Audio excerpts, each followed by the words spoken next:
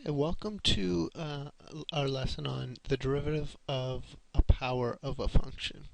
So what we're going to start with is just a recap of the power rule, not the power rule, the product rule.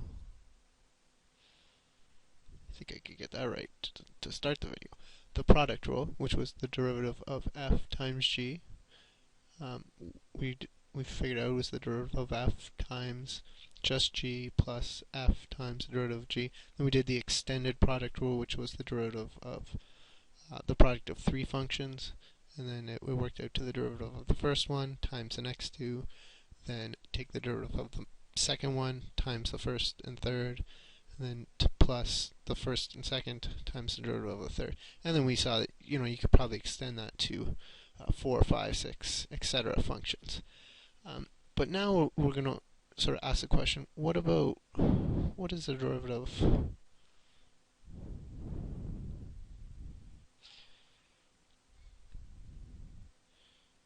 of, let's say, big F was equal to little f to the power of, let's say, actually let's start with, instead of going n, let's just say 3. So f, so you have a function cubed.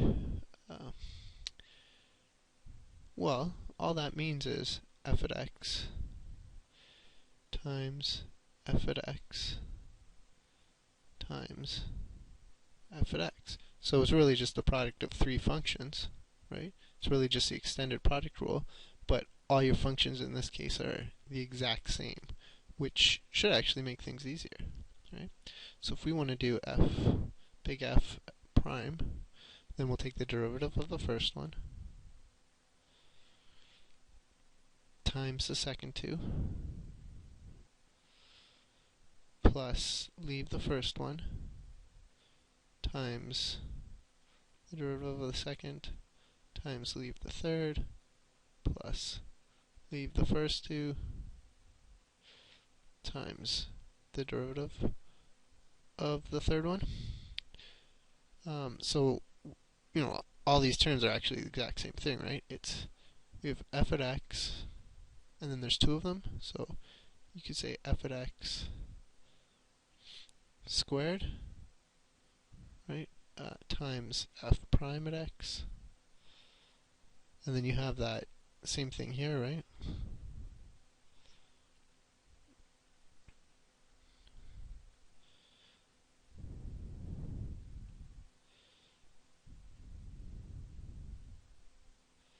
And the same thing over here,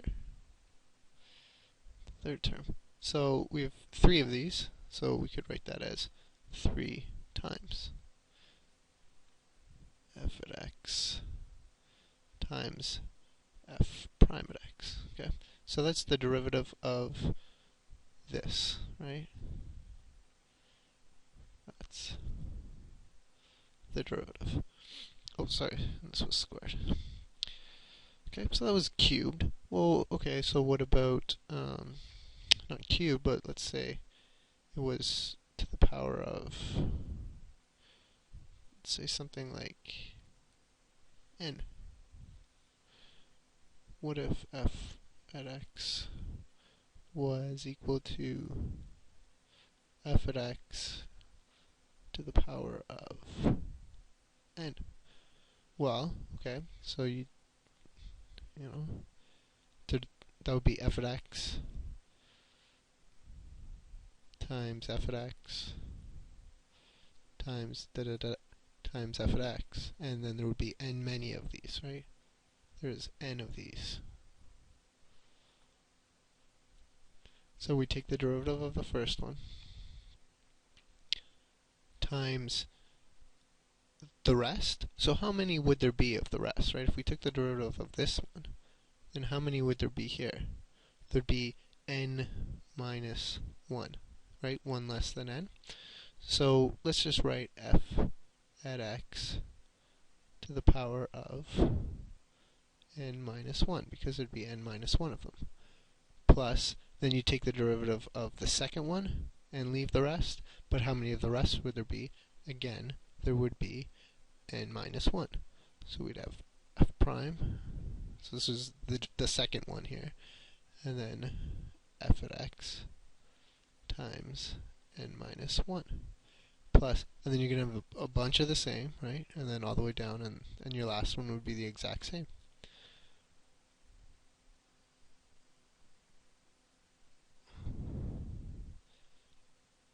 So now the question is, how many of these are there?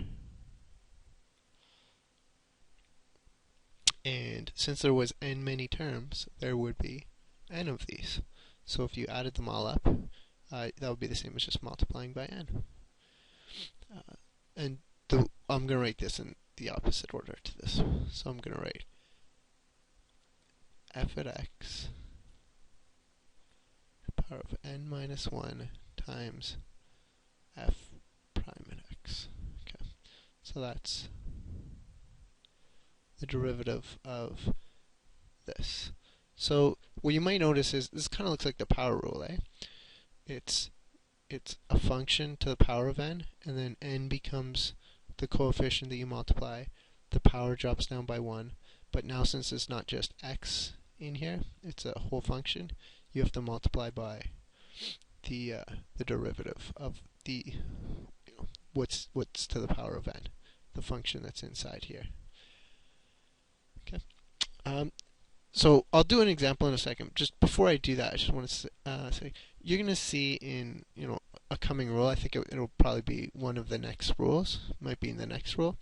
We're going to do something called the chain rule, and you're going to see this is really just a special case of the chain rule. So sometimes, like in textbooks or things, they won't even show you this rule because it kind of gets superseded by the chain rule. And we didn't really prove it, right? We just kind of generally did it here. It required a little bit more rigor to prove it fully. But I think it's a nice lead into the chain rule, and it actually kind of makes you see, sort of when you see the chain rule, it's easier to see what's going on with the chain rule if you've seen this first. So that's why we do it first sometimes. Okay, so here's a function, f at x equals 5 to the x cubed minus 2x all to the power of 8. And we want to find f prime at x. So I'll just write down the power of a function rule that we just came up with. So d by dx of f at x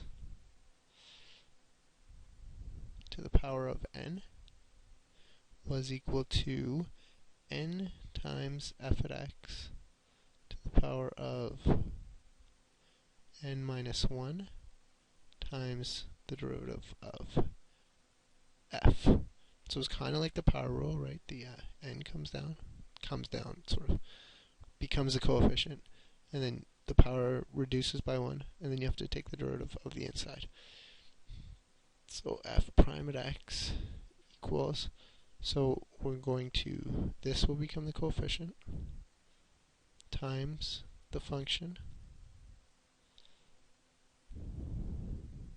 and then the power will reduce by 1, so it will become 7, and then we'll multiply by the derivative of f, or the derivative of the inside here. So that would be 15x squared minus 2. So there we have it.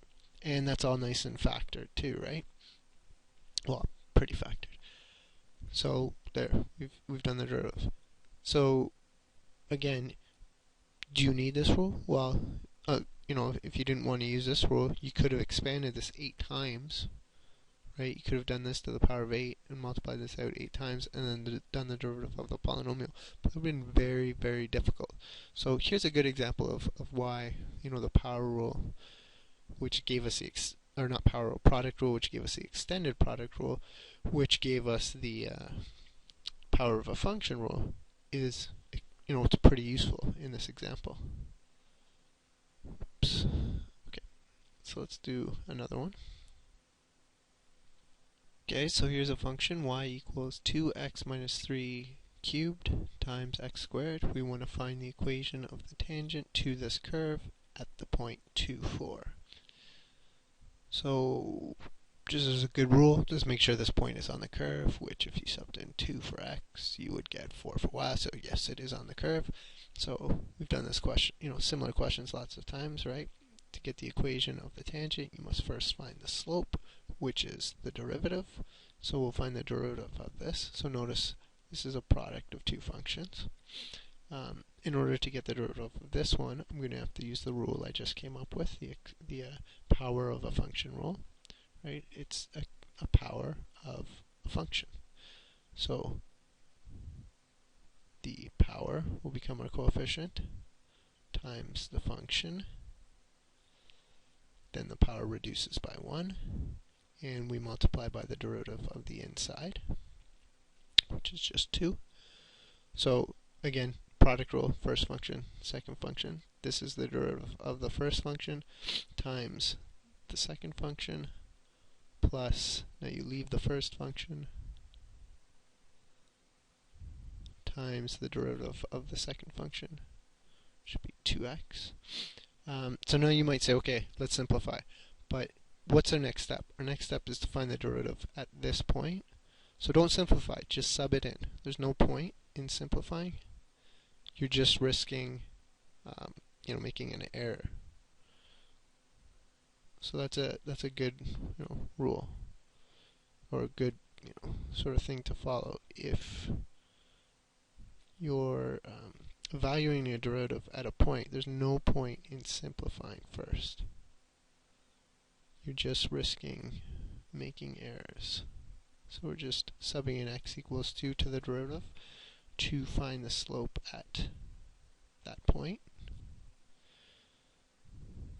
So we have 3 times, I'll do something else, so 4 minus 3 is 1 squared times 2 times 4 plus, that'd be 1 times, I'll multiply those, that's 4.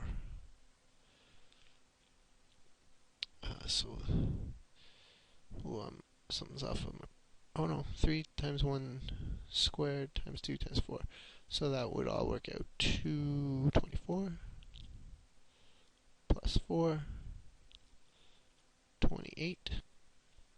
So the slope, or m, is equal to 28. That's the slope of the line. We want to find the slope. We know the line passes through this point, so we'll use the point intercept form. We'll use the form y2 minus y1, not y1. Use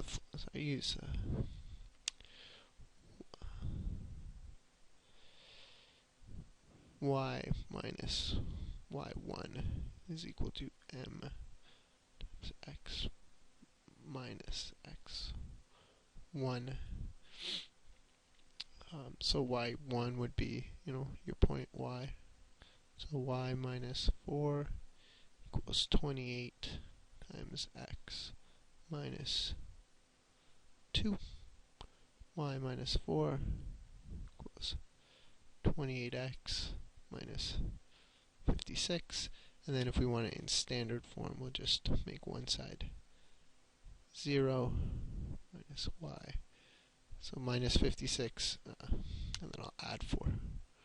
So minus 52. So that's the equation of the tangent passing through that point.